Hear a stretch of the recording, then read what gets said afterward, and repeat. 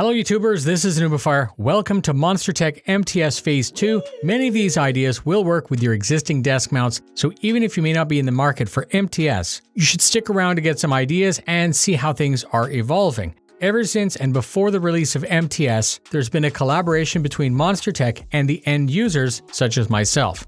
The question is always, what's next and what do I need? The ideas are fabricated, tested, discussed, adjusted, and often completely abandoned for a fresh approach. Many minds look at something and this works to your advantage, the end user, and the Monstertech community member. The original MTS launch review is linked up for you right now. It covers Phase 1 with left, middle, right mounts, keyboard, desk, wheel, yoke, mouse, and monitor solutions. Last month, I published MTS Motion, which is also linked for you right now. If you haven't seen that one, you need to see it because it's a big evolution as part of Phase 2. The predecessor to MTS was MTX, and moving pedals between systems was the most time-consuming part of using that system. So if you wanted to switch between rotor flight, fixed flight, and car pedals, it took time. MTS Pedal Quick Change is a simple add-on consisting of 2 metal clips and 2 hand-tightened knobs. MTS Pedal Quick Change has this process down to 30 seconds, and I'm not even joking here. If you know it'll take you no time to start playing, you're more likely to do so. You're less likely to walk by, and this is important because you need to get the most out of your investment. You can have as many quick change plates as you need on as many pedal types that you have. I have 2 types of car pedals, 2 types of flight pedals, and 2 types of helicopter pedals. I also have a blank plate just for Star Citizen, as I actually don't use pedals when playing that game. Once installed, you slide what you need into place, tighten, and then connect the wire. If you need something else, 30 seconds and you're gaming. The plate incorporates holes for an entire range of pedals, and in the case of Husqvarna's, MTS can actually save you money as you don't need to buy the 2.5 kilogram metal plate that they have. You mount their sprint pedals directly to the plate, saving you shipping and saving you one less part to buy.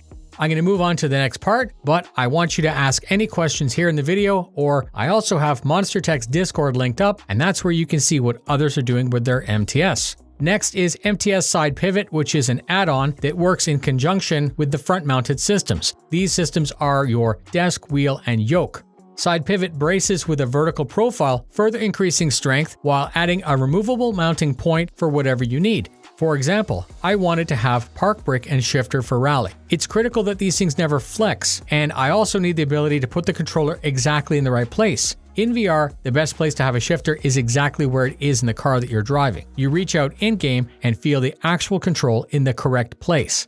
It's a lot more than that though. I was able to cable manage this part so I could flip it 180 degrees out of the way. A GT3 or a Formula car don't need these parts, so it's super to swing these parts out of the way. Even more interesting is that it can be completely removed, which means that you can change out what's mounted here. With this, I currently have my shifter, but if I need to replicate a full cockpit, this module works with MFD mounts, Stream Deck mounts, small touchscreens, Virpil panels, and mouse surfaces. Anything you can attach to a desk or chair can attach to MTS Side Pivot. You can have left or right or both with all of those possibilities.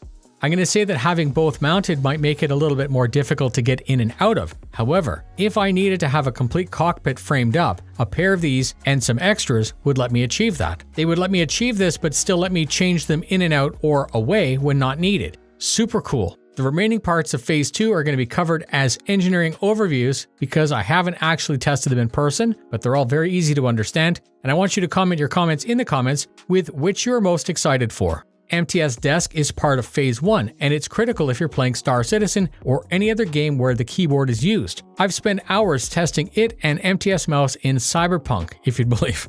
MTS Big Desk is an even bigger version, and that was requested by the community. Some people choose to use MTS for gaming and work, and this larger surface mounts the same, but it has more space for those who want it. This part also slides back like the others to make it easy to get in and out of. To improve ergonomics, MTS Collective attaches directly to MTS HOTAS on the same pivot point. I was able to have Throttle with Collective. However, this dedicated Collective mount puts the Collective closer to your thigh. I spent an evening with an Air Force helicopter pilot in a video called Real Pilot Fake Helicopter. We spent all night testing MTS with motion in DCS to see if it was a faithful simulation. The video is a wealth of information as Chris explained in real time all of what he was thinking and what sort of maneuvers he was trying to achieve. That's linked up for you right now. Please take a look if you haven't seen it. You won't be disappointed. This new collective mount has its own throttle add-on part. Phase 1 and Phase 2 offer you the choice in which order the throttle and collective are mounted at your side. Don't hesitate to contact me if you want help choosing what parts work together, because I've tested them all. MTS Mouse works with MTS Desk and provides you a mouse surface for a trackball or a small panel. Games that need this, such as ED or No Man's Sky, but also those pure first-person shooters and RPG games. Mouse and Desk lets you game on MTS. MTS Keyboard is a side-mounted tray, kind of like what you had in MTX. Super useful when you're playing a VR title, and this can mount on either side. And nearing the end of the video are the monitor mounting options. I have a video discussing very large triple arrays, but MTS Gaming Monitor is specifically designed for those who want a 32:9 super ultra-wide 49-inch monitor very close. I've tested this for starcitizen and racing, as this monitor works best very close. The mount works with MTS wheel, MTS desk, and yoke, and it still lets these parts push back out of the way when your screen is mounted close. Many sim pilots and drivers want to multitask, so MTS Top TV lets you vertically stack a screen over the main screen. It can tilt down, and this would be great if you were a streamer to keep tabs on chat. This would be great if you are a racer to keep tabs on the race view, the pit telemetry, or even watch a stream while racing. More screens mounted to the left and right was part of Phase 1, and now, with Phase 2, you can mount a monitor up. It's up to you to mix and match to get what you need where you want, and don't hesitate to suggest parts that you need if you don't see them. The whole point of MTS is modularity and complete customization. Test and adjust to get the perfect platform. Add motion to take all of this to the next level. And that's it, my quick overview of MTS Phase 2. If you live in the US or Canada, you should know that Monstertech is starting to ship from America, a new service coming online to save you money and reduce shipping time. Stay tuned and subscribe so I can help to keep you up to date. There are promo codes in the description. And as always, thank you very much for spending your time with me. Sim safe.